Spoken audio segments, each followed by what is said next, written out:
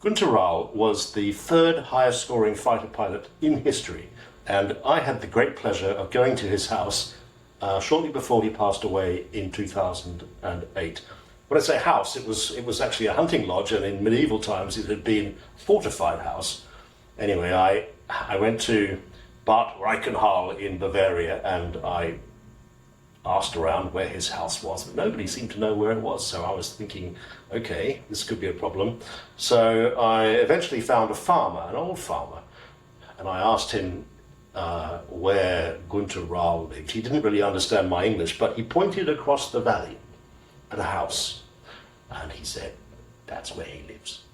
So I thought, I better get a move on, because if there's one thing you can't do, you cannot be late for a general. So I put my foot down and I sped across the valley, and I drove down his driveway, his long driveway, and sort of skidded to a stop outside his house, opened the door, and there he was standing upright, and he said, Herr Bradley, I presume. So he invited me into the house, and he said, now, something very important. I only have 1 hour, as I have to go to Munich after you have finished what you need to do. And then 4 hours later, I'm in his study drinking whiskey with him. Anyway, he was a truly fascinating man. There was much more to him than just this extraordinarily successful fighter pilot. And if I'm to pinpoint one thing in particular that impressed me about him, it was his humility. He had achieved extraordinary things in his life, not just in the military, but in other spheres of his life. And he still managed to maintain the persona of somebody who's very humble. And something else about him that struck me that I really liked was that he always put his men first when he was in the military. And as a result, they worshipped him, and particularly in the Second World War, his men would follow him into the jaws of hell, as it was often on the Eastern Front, and dealing with those mass formations of bombers coming over from England.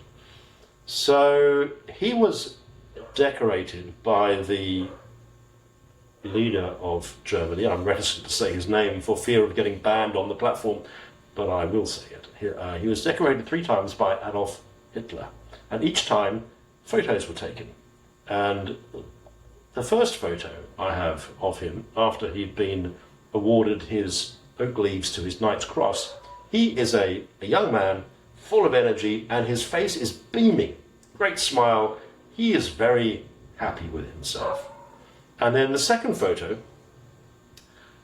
was taken after he'd been given another medal by the great leader, and he had been fighting on the Eastern Front, and he was well aware of what was actually going on the ground, but it became very clear in talking to Adolf Hitler that he didn't have a clue what was going on the ground on the Eastern Front. He was completely detached from reality. He was talking about conquering lands to the east of Greece, Macedonia, Germany's going to be great.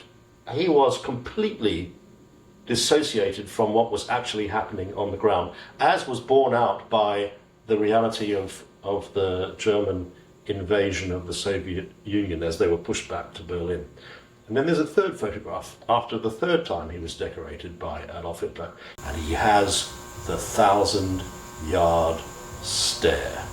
This is a man who knows the war cannot be won, but he is doing his best to try and save as many of his men as possible, and that's become his focus. So I have a lot to say about this man, because in my opinion his story is the story of Germany in World War II, and over the coming months I'm going to do some more videos talking about that to a greater extent, but I'm going to stop now, except for one thing. I found him to be the most extraordinary man I have ever met and probably ever will meet in my life, and I am deeply grateful for having had the opportunity to speak to a man of his ilk. Thank you.